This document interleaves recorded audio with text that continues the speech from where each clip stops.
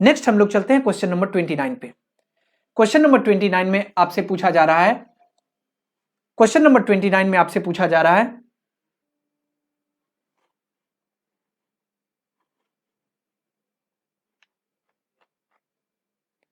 Question number 29 में आपको दिया गया कि prove that the following that, यहां पे दिया गया tan cube theta by 1 plus tan square theta अब plus cot cube theta by 1 plus cot square theta equals to होना चाहिए sec theta into cosec theta minus 2 sine theta into cos theta. हम लोग चलते हैं इसको प्रूफ करते हैं। सबसे पहले हम लोग मान लेते हैं एलएचएस में आपको क्या दिया गया, एलएचएस आपको दिया गया है टेन क्यूब थीटा अब by 1 plus tan square theta, 1 plus tan square theta और प्लस का कॉट क्यूब थीटा अब बाय क्या दिया गया, ये है 1 प्लस कॉट स्क्वायर थीटा। अब इसको सॉल्व करो। अब बताओ कि टेन थीटा का फॉर्मूला क्या होता है, sine theta by cos theta.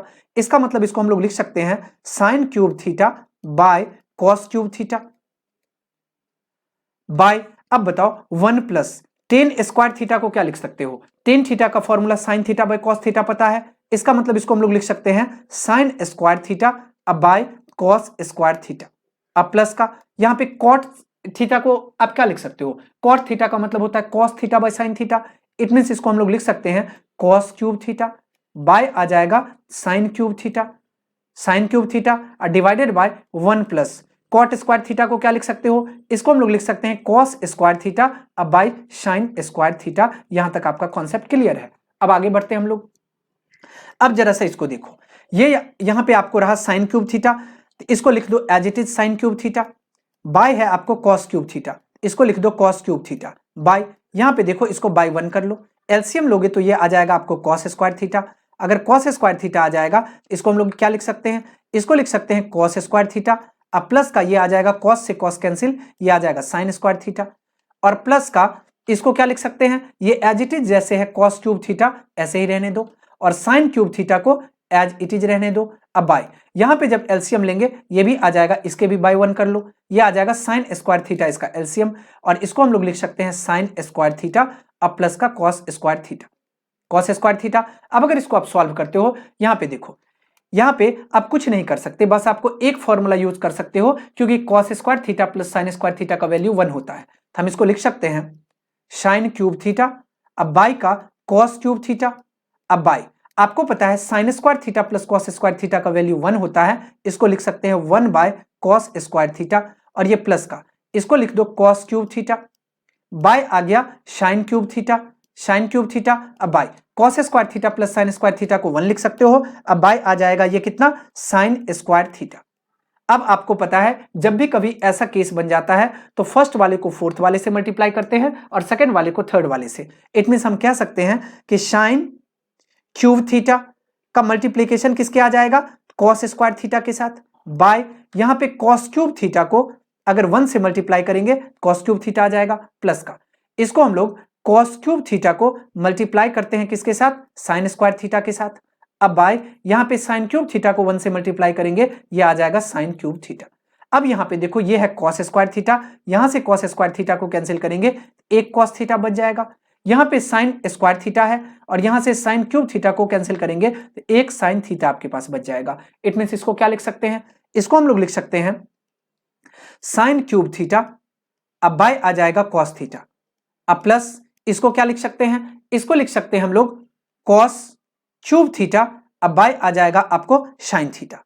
Okay, अब इसका मतलब इसको अगर हम लोग सॉल्व करते हैं यहां पे देखो, अब इसका एक एलसीएम ले लो, अगर आप इसका एलसीएम लेते हो ये कितना आ जाएगा, ये आ जाएगा sine theta into cos theta. जब sine theta into cos theta LCM होगा कॉस से कॉस कैंसिल हो जाएगा, ये आ जाएगा साइन 4 थीटा। अब प्लस का साइन से साइन कैंसिल हो जाएगा, ये आ जाएगा कॉस 4 थीटा। अब चलो अब क्या लिख सकते हो, साइन 4 थीटा आ गया और कॉस 4 थीटा आ गया, कहने का मतलब हम इसको ऐसे लिख सकते हैं, इसको क्या लिख सकते हैं, इसको लिख सकते हैं साइन स्क्वायर थीटा का होल स्क्वायर लिख सकते हो और इसको लिख सकते हो कॉस स्क्वायर थीटा का होल स्क्वायर लिख सकते हो। अब बाय में कितना आ गया, बाय में आ गया sign theta into cos theta, sign theta into cos theta. एक चीज हम यहां पे समझा रहे हैं, समझने की कोशिश करो। अब आपको इतना पता है कि a प्लस बी के होल स्क्वायर का फॉर्मूला क्या होता है, इसका फॉर्मूला होता है ए स्क्वायर प्लस बी स्क्वायर और प्लस 2ab। अगर हम कभी हमको नौबत आ गई ऐसे लिखने की ए प्लस बी के होल स्क्वायर का, अब माइनस अगर 2ab कर दे, ये किसके इक्वल हो जाएगा, ए स्क्वायर प्लस बी स्क्वायर हो जाएगा। अब यही वाला सिचुएशन यहां बना हुआ है, ए स्क्वायर प्लस बी स्क्वायर आपको दे दिया गया, इक्वल्स टू अगर लिखना हो तो क्या लिखोगे, इसको लिख लोगे ए प्लस बी का होल स्क्वायर, अब माइनस 2ab, तो कहने का मतलब यहां पे आप लिख लो इसको ए प्लस बी के होल स्क्वायर, कहने का मतलब हो गया आपका ए के प्लेस पे तो साइन स्क्वायर थीटा है, बी के प्लेस पे तो कॉस स्क्वायर थीटा है, तो इसको लिख सकते हैं sine square theta plus cos square theta का होल स्क्वायर, और माइनस का आपको पता है 2ab, तो 2 इंटू ए के प्लेस पे साइन स्क्वायर थीटा है और इंटू बी के प्लेस पे कॉस स्क्वायर थीटा है, इसको इतना लिख दो। अब बाय ये कितना आ गया, ये आ गया साइन थीटा इंटू का कॉस थीटा, इंटू का कॉस थीटा। अब आपको इतना पता है कि sine square theta plus cos square theta का वैल्यू 1 होता है, इसको 1 का स्क्वायर कर दो, और माइनस का 2 साइन थीटा, ओ यहां पे क्या है 2, ये यहां पे कितना आ गया 2 साइन स्क्वायर थीटा, और इंटू का कितना हो गया कॉस स्क्वायर थीटा। अब इसको अगर आप सॉल्व करते हो, ये बाय में आ गया साइन थीटा और इंटू का कॉस थीटा। यहां तक आपका कॉन्सेप्ट क्लियर है। अब आपको पता है इसको 1 का स्क्वायर करते हैं तो 1 होता है, इट मींस इसको लिख सकते हैं 1 माइनस 2 साइन स्क्वायर थीटा और इंटू कॉस स्क्वायर थीटा। अब बाय में आ जाएगा साइन थीटा और इंटू का cos theta, sign theta into का कॉस थीटा। अब अगर इसको हम लोग सॉल्व करते हैं, इसको आप क्या लिख सकते हो, अब देखो आपको पता है जब ऊपर में कोई माइनस या प्लस में टर्म दिया गया हो और डिनोमिनेटर में जो कुछ अगर दे दिया गया हो तो इसमें दोनों का पार्ट्स होता है, इट मींस इसको क्या लिख सकते हैं, इसको हम लोग लिख सकते हैं 1 bye sine theta into cos theta, और माइनस का इसको लिख सकते हैं 2 sine square theta into cos square theta. अब बाय में आ जाएगा आपको साइन थीटा इंटू का cos theta, sign theta into का कॉस थीटा। अब आपको पता है 1 बाय साइन थीटा किसके इक्वल होता है, कॉसेक थीटा के, ये आ जाएगा cosec theta. 1 by cos theta किसके इक्वल होता है, सेक थीटा के, माइनस 2 अलग कर लो। यहां पे देखो कि साइन स्क्वायर थीटा अब बाय साइन थीटा है, तो यहां पे साइन से साइन क्या होगा, कैंसिल हो जाएगा, ये आ जाएगा आपको साइन थीटा, और इंटू यहां पे देखो स्क्वायर से इसको कैंसिल कर लो, ये क्या हो जाएगा, ये आ जाएगा कॉस थीटा। आपको प्रूफ क्या करना था, प्रूफ आपको ये करना था कि sec theta into cosec theta, तो अब इसको हम लोग लिख सकते हैं cosec theta into sec theta को क्या लिख सकते हैं, sec theta into cosec theta, cosec theta, और माइनस का क्या आ गया 2 sine theta into cos theta, 2 sine theta into cos theta. यही आपको प्रूफ करना था, आपके आरएचएस में है, तो यहां से फाइनली आपका क्या आ गया, आरएचएस आ गया, और ये आपका प्रूफ हो गया, ये आपका आरएचएस हो गया, और यही फाइनली प्रूफ हो गया। अब हम लोग चलते हैं नेक्स्ट क्वेश्चन नंबर 30 पे। क्वेश्चन नंबर 30 में आपसे पूछा जा रहा है कि prove that a parallelogram circumscribing a circle is a rhombus. पहले तो ये आपको प्रूफ करना है, फर्स्ट वाला आपको क्या प्रूफ करना है कि पैरेललोग्राम के अंदर अगर कोई सर्कमस्टांसेज हो सर्किल का तो वो रोम्बस होगा। इसके लिए क्या करना होगा, पहले एक फिगर ड्रॉ करना होगा। यहां पे पहले एक फिगर ड्रॉ कर लो। हम लोग मान लेते हैं एक पहले पैरेललोग्राम, ये क्या है, एक पैरेललोग्राम है, इसका नाम रख लो ABCD, और इसके अंदर क्या हुआ है, एक सर्किल का, नहीं तो ये क्या होगा, थोड़ा उल्टा हो जाएगा, पहले हम लोग सर्किल ड्रॉ करके पैरेललोग्राम ड्रॉ करें तो ज्यादा बेटर होगा। हम लोग क्या करते हैं, एक सर्किल ड्रॉ कर लेते हैं, ये रहा सर्किल। अब इसके साथ एक पैरेललोग्राम ड्रॉ करते हैं। हम लोग एक पैरेललोग्राम अगर ड्रॉ करते हैं तो ये आ जाएगा आपको, पैरेललोग्राम अगर ड्रॉ करते हैं इसको हम लोग ऐसे ड्रॉ कर सकते हैं, ये आपको इसको टच करते हुए जाना चाहिए, ये आ गया ऐसे, और ये भी इसको टच करते हुए जाना चाहिए, ये आ गया आपको ऐसे। अब क्या करते हैं, ये आ गया ऐसे, अब दोनों को हम लोग मैच कर देते हैं। आप इससे इसको मैच कर दो, ओ सॉरी, क्योंकि ये इसको क्या होना चाहिए, टच करते हुए जाना चाहिए, तो हम लोग क्या करते हैं, इसको भी इरेज कर दो, इसको फाइनली टच करवाना है, तो ये पहले तो इसको एक टच करते हुए बना लो,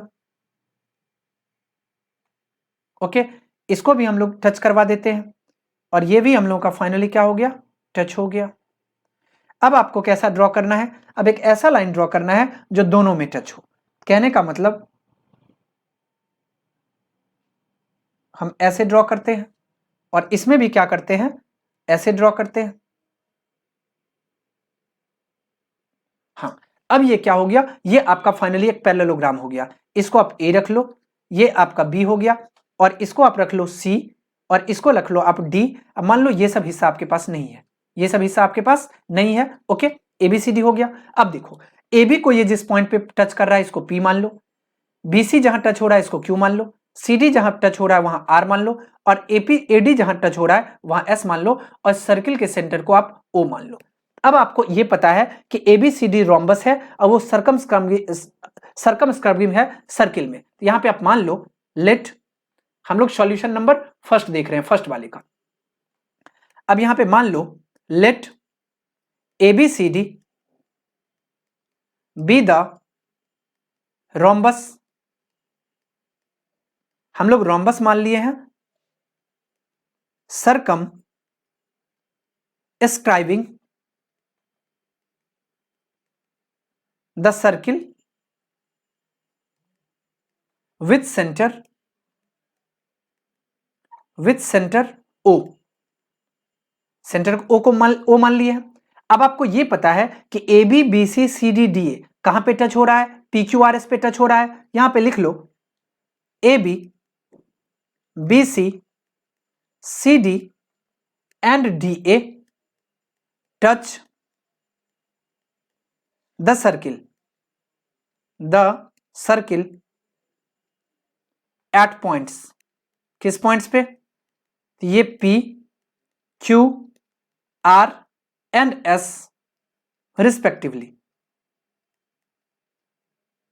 रिस्पेक्टिवली।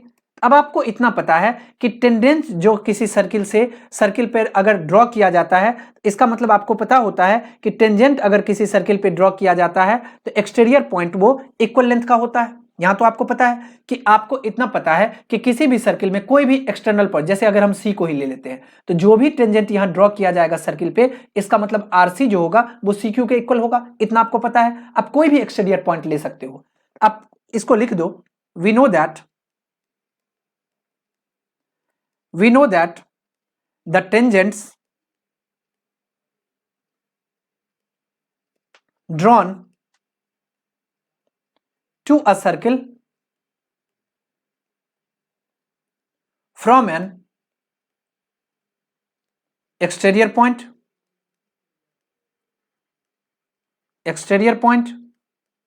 तो वो इक्वल लेंथ का होता है। लिख दो R इक्वल इन लेंथ। कहने का मतलब मेरा क्या हो गया, अब देखो यहां पे ये AP है, AP किसके इक्वल हो जाएगा, AS के इक्वल हो जाएगा। ये आपका BP है, BP किसके इक्वल होगा, BQ के इक्वल। ये आपका CR है, CR किसके इक्वल, CQ के। और ये आपका DR है, DR किसके इक्वल, SR के। इट मींस यहां पे आप लिख लो, देयरफॉर AP जो होगा ये इक्वल हो जाएगा किसके, AS के। इसको आप इक्वेशन नंबर फर्स्ट मान लो। BP जो होगा वो इक्वल होगा BQ के, इसको आप इक्वेशन नंबर सेकंड मान लो। साथ ही साथ CR जो है ये इक्वल होगा किसके, CQ के, इसको आप इक्वेशन नंबर थर्ड मान लो। और साथ ही साथ DR जो होगा ये इक्वल किसके होगा, DS के होगा, इसको आप इक्वेशन नंबर 4 मान लो। हमने सब आपको दिखा दिया। अब चलो सबको हम लोग ऐड करते हैं। अब ऐड करो, adding equation first, second, third and fourth, सबको अगर हम लोग ऐड करेंगे तो ये क्या हो जाएगा, यहां पे देखो AP BP CR DR, इसको एक साथ लिख लो, AP प्लस BP अब प्लस CR और प्लस DR, और इस तरफ RHS में क्या है, AS BQ CQ DS, इसको लिख लो AS plus BQ plus CQ और प्लस का DS, सबको सम कर दिए। अब इसका यहां पे फिगर पे आ जाओ। अगर आप देखो फिगर में देखो कि अगर आप AP और BP को एक साथ रखते हो तो आपको AB मिल जाएगा। अगर आप BQ और QC को एक साथ रखते हो तो BC मिल जाएगा। ऐसे ही यहां पे आप लिख लो, जिसका जिससे पेयर बन रहा है, मतलब AP का BP के साथ रख लो, पेयर बन रहा है, और इसके बाद CR का DR के साथ रख लो, और इस तरफ भी इसी तरह का पेयर बन रहा है। यहां पे क्या करो कि AS को जो है वो DS के साथ रख लो, और प्लस यहां पे आप BQ को जो है वो CQ के साथ रख लो। यहां तक आपका कॉन्सेप्ट क्लियर है। अब फिगर पे आ जाओ। जब आप AP और BP, AP अब प्लस BP, इस दोनों को ऐड करते हो तो AB लिख सकते हो। यहां पे AB लिख लो, ये क्या आ गया, AB आ गया। और जब आप CR और DR को सम करोगे, फिगर पे आ जाओ, ये रहा आपका CR, ये रहा क्या CR, और ये रहा DR। यहां पे रहा आपका CR और ये रहा DR, इसके बदले CD लिख सकते हो, यहां पे CD लिख लो। CD इक्वल्स टू AS और DS को सम करते हैं। जब AS और DS को सम करते हैं, फिगर पे आ जाओ, इसको क्या लिख सकते हैं, AD लिख सकते हैं, यहां पे AD लिख लो। और जब आप BQ को CQ से ऐड करते हो, क्या लिख सकते हो, BQ अब प्लस CQ, ये रहा BQ और CQ, इसके बदले BC लिख सकते हैं, यहां पे BC लिख लो। अब आपको पता चल गया ये BC आ गया, it mean AB plus CD equals to क्या आ गया, AD प्लस BC। इसको आप इक्वेशन नंबर 5 मान लो। 4 तक तो आपने मान रखा था। अब आप देखो कि आपको ये पता है, सिंस आपको इतना पता है, फिगर पे आ जाओ कि AB जो होगा, AB ये इक्वल किसके होगा, ये AB जो होगा वो DC के इक्वल होगा, क्योंकि आपको इतना पता होता है कि पैरेललोग्राम के अपोजिट साइड इक्वल होते हैं। और AD जो होगा वो BC के इक्वल होगा, क्योंकि ये भी पैरेललोग्राम के अपोजिट साइड है। यहां पे आप लिख लो, सिंस AB इक्वल्स टू हो गया किसके, DC के, AB इक्वल्स टू DC, और AD जो इक्वल हो गया ये किसके इक्वल हो गया, BC के। इसके पीछे का रीजन अभी हमने फिगर में देखा कि ये अपोजिट साइड है पैरेललोग्राम के, इसको लिख दो अपोजिट साइड्स ऑफ पैरेललोग्राम। यहां तक आपका कॉन्सेप्ट क्लियर है। पैरेललोग्राम कौन सा था, ABCD था। अब चलो फिगर पे आ जाओ। अब आप इसको क्या करो, आपको पता चल गया AB DC के इक्वल है और AD BC के इक्वल है, इसको आप इक्वेशन नंबर 5 में पुट करो। इसका मतलब AD के प्लेस पे आप क्या लिख सकते हो, BC लिख सकते हो। यहां पे हम लोग पुट करते हैं, पुटिंग इन इक्वेशन 5। अगर हम इक्वेशन 5 में पुट करेंगे आपको क्या आ जाएगा, 2AB, क्योंकि देखो CD के प्लेस पे आपने AB पुट कर लिया तो AB प्लस AB हो गया 2AB, और यहां पे आप BC के प्लेस पे AD पुट कर दिए तो AD और AD कितना हो गया, 2AD आ गया। इट मींस देखो 2 से 2 कैंसिल हो गया और AB इक्वल्स टू किसके आ गया, AD के आ गया। अब AB जैसे AD के आ गया, हम लोग कह सकते हैं कि इसके साथ ही चारों जो साइड था AB BC CD और DA चारों इक्वल हो गया। ये AB इक्वल्स टू हो गया BC, इक्वल्स टू हो गया DC और इक्वल्स टू हो गया AD। अब आपको इतना पता है कि पैरेललोग्राम के जो इक्वल एडजेसेंट साइड होते हैं वो क्या होते हैं, रोम्बस कहलाते हैं। इट मींस आप लिख दो यहां पे, since a parallelogram with equal adjacent sides is a rhombus. वो रोम्बस होता है, इसका मतलब आप कह सकते हो, सो आपने जो फिगर में ABCD माना था वो एक रोम्बस था, प्रूव हो गया। यहां पे लिख दो कि ABCD इज अ रोम्बस। ये आपका क्या हो गया, फाइनली प्रूव्ड हो गया। अब हम लोग चलते हैं नेक्स्ट, इसी के 2 पे। इसके पार्ट 2 में आपसे क्वेश्चन में पूछा जा रहा है, पार्ट 2 में आपसे क्वेश्चन में पूछा जा रहा है कि इन द गिवन फिगर, मतलब in the figure XY and X dash Y dash are two parallel tangents. मतलब आपको दिया गया दिए गए फिगर में यहां पे देखो XY है और आपको X डैश Y डैश दिख रहा है, ये दोनों पैरेलल है, टेंजेंट है। आपको पता है कि किसको टेंजेंट कहते हैं, जो सर्किल को टच करता हुआ बाहर से जाए, ये रहा टेंजेंट। अब आपको कह रहे कि विथ सेंटर O, सर्किल का सेंटर O दिया गया। Can another tangent AB with point of contact C, कार्य की एक दूसरा टेंजेंट AB है जिसका पॉइंट ऑफ कॉन्टैक्ट C है, इंटरसेक्टिंग XY एट A, कार्य की जो XY को A पॉइंट पे इंटरसेक्ट कर रहा है, and X dash Y dash at B, और जो X डैश Y डैश को B पॉइंट पे इंटरसेक्ट कर रहा है। क्वेश्चन पूछा जा रहा है कि what is the measure of AOB। AOB कहने का मतलब AOB, इसका मेजरमेंट आपसे पूछा जा रहा है। ओके, अब हम लोग चलते हैं, इसको सॉल्व करते हैं। फिगर तो आपने देख लिया, अब चलो आ जाओ सॉल्यूशन पे। अब आपको इतना पता है, इसके लिए हम लोग को एक बेसिक कंस्ट्रक्शन करना पड़ेगा। क्या करते हैं, हम लोग O से C को ज्वाइन कर देते हैं। क्या करते हैं, O से C को ज्वाइन कर देते हैं। ज्वाइन कर दिए, अब आ जाओ यहां पे, अब इसके सॉल्यूशन में आते हैं। सबसे फर्स्ट क्या किए, हम लोग O से C को ज्वाइन कर दिए, ज्वाइन OC को ज्वाइन कर दिए। अब फिगर पे आ जाओ, ये फिगर देखो, इस फिगर में जैसे ही आपको OC को ज्वाइन किए आपको दो ट्रायंगल दिखाई पड़ रहा है। एक तो इस तरफ देखो, ये आपका OP और A, एक ट्रायंगल यहां दिख रहा है। दूसरा ट्रायंगल आपको OC और A, एक OCA, इस तरफ का दो ट्रायंगल दिखाई पड़ रहा है। अब आपको पता है कि OPA और OCA दो ट्रायंगल है। अब कोशिश करो कि इस दोनों ट्रायंगल को आप कंग्रुएंट प्रूफ कर लो। कंग्रुएंट प्रूफ करोगे तो क्या आ जाएगा, आपको यहां से आ जाएगा कि हम लोग एक चीज करें अपनी सुविधा के लिए, इस एंगल को और इस एंगल को कुछ मान लेते हैं। इसको आप मान लो एंगल 1, इसको आप क्या मान लो, इसको मान लो आप एंगल 1 और इसको आप मान लो एंगल 2। यहां तक कोई दिक्कत नहीं। इसको आप मान लो एंगल 3, इससे हम लोग का काम आसान हो जाएगा। और इसको आप मान लो एंगल 4। यहां से हम लोग इस दोनों को कंग्रुएंट करके और एंगल 1 को एंगल 2 से इक्वल प्रूफ कर लेंगे। ओके, अब इसको चलते हैं सॉल्व करते हैं।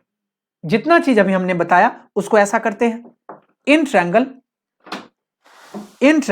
ओपीए, दो ट्रायंगल लिए, ओपीए ट्रायंगल और ट्रायंगल ओसीए। ओसीए में लिए, अब फिगर पे आ जाओ। ओपीए ट्रायंगल और ओसीए ट्रायंगल को देखो। यहां पे देखो, आपको पता है कि इसका ओपी और इसका ओसी आपस में इक्वल है, क्योंकि आपको पता है कि किसी भी सर्किल में कितना भी रेडियस ड्रॉ किया जाए रेडियस इक्वल होता है।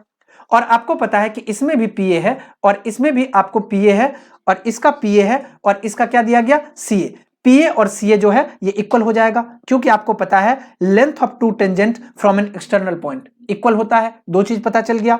साथ ही साथ देखो, एओ इसके पास भी, एओ इसके पास भी, एओ एओ कॉमन आ गया। इसका मतलब हम कह सकते हैं कि यहाँ पे एस एस एस कंग्रुएंस प्रॉपर्टी से ये दोनों ट्रायंगल आपस में कंग्रुएंट हो गया। यहां पे पहले उतना लिख लो आप। ओसीए को लिए, अब पहले हमने आपको क्या दिखाया कि ओपी और इसका ओसी इक्वल था। क्यों था, क्योंकि ये radii of same circle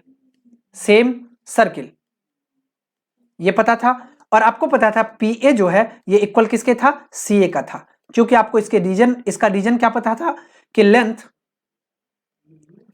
of to tangents from an external point, ये दोनों क्या होता है, इक्वल होता है। एक्सटर्नल पॉइंट से टेंजेंट का जो रेशियो मतलब लेंथ होता है वो दोनों इक्वल होता है। अब आपको इतना पता है, हमने आपको बताया था एओ इसके पास भी था और एओ दूसरे ट्रायंगल के पास भी था, ये क्या आ गया, कॉमन आ गया। इसका मतलब हम by S S S congruence criteria हम क्या कह सकते हैं, ये दोनों ट्रायंगल आपस में कंग्रुएंट हो गया। तो देयरफॉर ट्रायंगल ओपीए जो है ये कंग्रुएंट किसके हो गया, ये हो गया ट्रायंगल ओसीए के कंग्रुएंट। अब आपको पता है जो दो ट्रायंगल कंग्रुएंट होते हैं तो सीपीसीटी से उसके कॉरस्पॉन्डिंग पार्ट इक्वल हो जाते हैं। अब आप फिगर पे आ जाओ। फिगर में देखो, अगर सीपीसीटी से इक्वल होंगे तो आप ऐसा कह सकते हो कि इसका ये एंगल मतलब इसका एंगल 1 और इसका एंगल 2 सीपीसीटी से इक्वल हो जाएगा। यहां पे आप लिख दो angle 1 equals to angle 2 CPCT, angle 1 equals to angle 2, ये आ गया सीपीसीटी। और यहां पे आ जाओ। अब देखो यहां पता चल गया। अब देखो जैसे आपने किसको लिया था, ऊपर वाले को लिया था, ऐसे ही नीचे वाले में आ जाओ। ऐसे ही दो ट्रायंगल को लेंगे, तो दो ट्रायंगल को जब लेंगे तो ये दोनों ट्रायंगल जो हो जाएगा ये क्या हो जाएगा, कंग्रुएंट हो जाएगा। इसको कंग्रुएंट करने की जरूरत नहीं है, सिमिलरली हम लोग कर लेंगे। जैसा इस प्रोसेस का यूज यहां पे किए वही यूज यहां पे करना है। यहां पे सिमिलरली में आप लिख लो। यहां पे हम कह सकते हैं सिमिलरली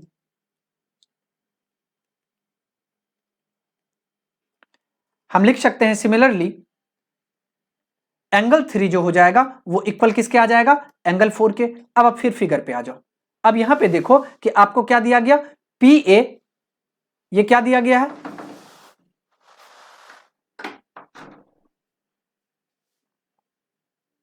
फिगर में देखो, फिगर में दिया गया पी ए और बी, मतलब ये टोटल एंगल, और ये रहा आपका पी ए बी और ये रहा आपका क्यू बी ए। ये दोनों का सम कितना होगा, 180, क्योंकि आपको पता है कि पैरेलल लाइन में को इंटीरियर एंगल जो होता है उसका सम 180 डिग्री होता है। इट मींस यहां पे आप लिख लो पहले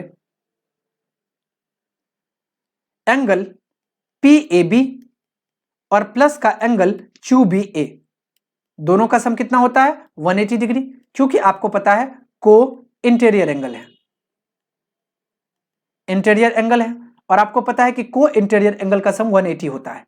इट मींस आप इसको लिख सकते हो पी ए बी और क्यू बी ए। इसको क्या लिख सकते हो, इसको लिख सकते हैं 2 एंगल 2, और इसको क्या लिख सकते हैं 2 एंगल 4, क्योंकि एंगल 1 और एंगल 2 के इक्वल था और एंगल 3 एंगल 4 के इक्वल था।